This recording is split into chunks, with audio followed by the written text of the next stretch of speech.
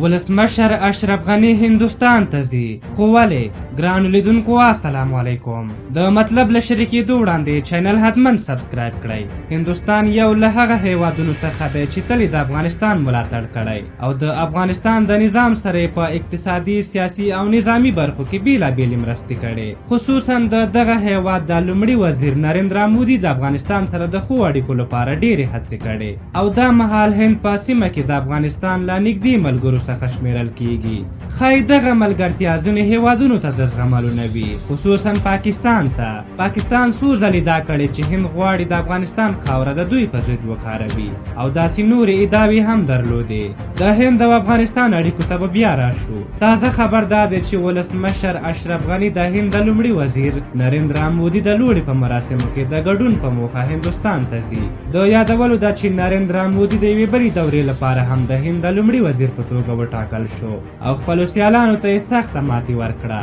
د هغه سیالانو مودي ته مبارکي ورکړه او ویې ویل چې دوی د هندوستان د خلکو پریکړې ته احترام لري. هندیان وایي مودي یو ښه شخصیت لري او د هند لپاره یې ډېر څه کړي. تر هغه چې ژوندی وي ټاکنې ګټل ترې ناممکنه دي. د مودي د لوړې مراسم به د مۍ په 13 نیټه ترسره شي او د اشرف غني په شمول به د نړۍ د زیاتو هیوادونو مشران پکې ګډون وکړي.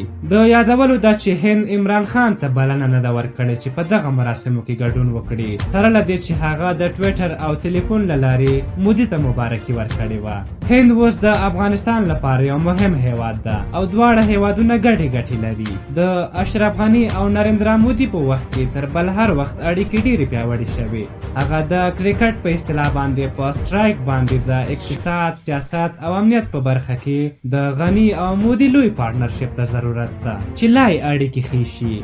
د یادولو ده چې پخواني ولسمشر کرزي ډېره هڅه کوله چې له پاکستان سره اړیکې ښې کړي او ډېر زیات سفرونه یې دغه هیواد ته وکړل چې هیڅ کومه مثبته نتیجه یې ورنه کړه او افغانستان د هغه د دورې تر پایه پاکستان ته خصوصا په اقتصادي برخه کې اړ و. خو کله چې ولسمشر غني واک ته ورسېد هڅه یې وکړه چې له پاکستان سره اړیکې ښې کړي، خو کله یې چې ولیدل څه نتیجه نه ورکوي نو په بدیلو لارو یې فکر وکړ چې یو هم د هند سره ښې اړیکې وي. له هند سره ښو اړیکو افغانستان ته ډېره ګټه رسولې. هغوی په اقتصادي، سیاسي، نظامي او نورو برخو کې له افغانستان سره ګڼې مرستې وکړې. د یادولو ده چې په وروستیو 16 لسیزو کې هند د افغانستان د هغه نظامونو ملاتړ کړی چې د پاکستان تر اغېز لاندې نه و. یوه خبره ده چې وایي دا دښمن دوست ده او که په تاریخ کې وګورو عموما هغه هیوادونه ښې اړیکې لري چې ګډې ګټې لري. پاکستان خو له خپل دوه مخې سیاست لاس نه اخلي، نو بدلې لارې ورته پکار دي چې یوه بدیله لاره له همدې هند سره ښې اړیکې دي.